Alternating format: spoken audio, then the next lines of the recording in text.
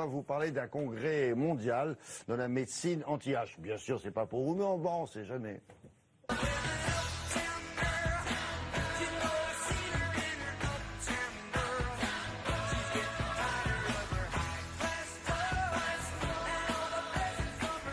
Florence Dorlac va vous présenter maintenant une technique dont elle me dit qu'elle est innovante en matière de raffermissement de la peau. Ça veut dire que ça se raffermit tout seul sans avoir besoin d'un bistouri qui vous remonte la joue à hauteur des voilà, paupières. c'est le Graal que l'on cherche souvent, hein, comment éviter le scalpel, le bistouri. On commence à avancer, figurez-vous, et ce sera pour ce congrès qui va se passer à Monte-Carlo, au 10e congrès mondial dédié à l'anti-âge, l'objet d'une communication sur un mot qui est un petit peu utilisé, un peu trop, la radiofréquence, qui permet, par un jeu technique d'émission de chaleur, d'aider la peau à se retendre. Et ce que je voudrais dire aujourd'hui, c'est qu'à partir du moment où on s'intéresse à cette technique-là, vraiment très utile pour le bras. Vous savez que ça c'est le pendouillard ou l'effet chauve-souris, comme on dit si joliment. Oui, on peut dire voilà, l'effet chauve-souris, c'est quand la peau le bleu-bloc, c'est quand on fait ça. Vous avez raison, voilà.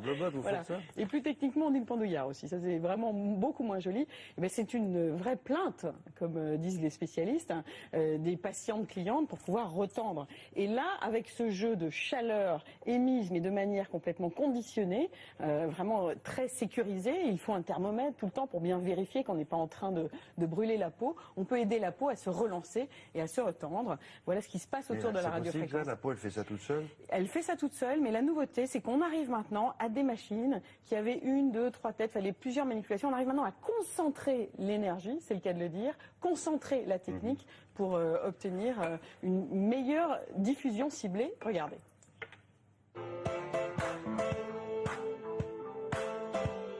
Jusqu'en 1891, on était persuadé que tout courant électrique était excitomoteur, c'est-à-dire que si on faisait passer un courant électrique dans le corps humain, eh bien les muscles se contractaient.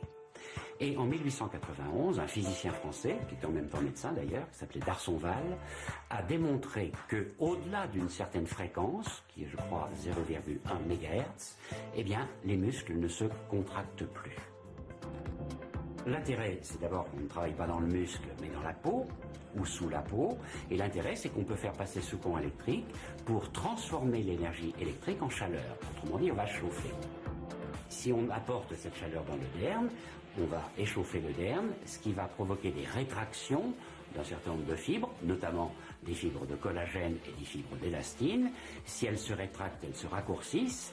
Et dans le langage courant, le raccourcissement de ces fibres, ça porte un nom, ça s'appelle le raffermissement. Donc c'est absolument indolore. La radiofréquence est une technique qu'on propose en cabinet médical pour raffermir les tissus, ce qui, au niveau du visage, a pour effet de redessiner l'ovale du visage, estomper la ride du sillon nétogénien et de raffermir un petit peu la pommette. On voit la pommette qui est un petit peu rehaussée et l'ovale qui est amélioré. On peut agir aussi au niveau du ventre, au niveau des cuisses, où là on va agir non seulement sur le derme pour booster encore le collagène, mais également sur le tissu graisseux. Dans l'hypoderme, on a des cellules qui s'appellent les adipocytes qui contiennent des triglycérides. Les triglycérides, c'est une construction biochimique entre du glycérol et des acides gras.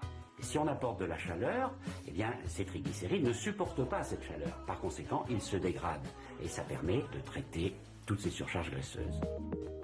La séance dure une petite vingtaine de minutes et la patiente ressent un échauffement progressif des tissus, sans jamais la moindre sensation de brûlure, parce qu'il y a un contrôle strict de la température au niveau cutané.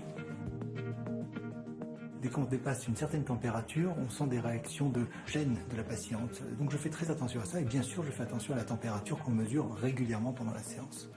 Donc le vrai risque, c'est le risque de brûlure si on va trop doucement ou si on reste sur place, fortiori.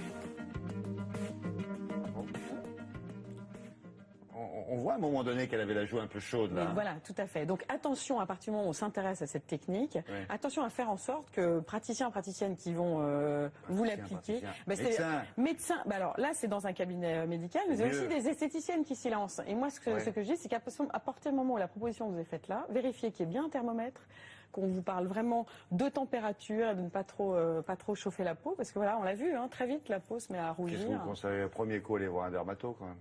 Ah bah, toujours, d'abord pour faire le point avec le dermatologue, pour s'assurer que ça sera une technique qui sera bonne, qui risque d'avoir une bonne réponse de la peau. D'accord, merci Laurent.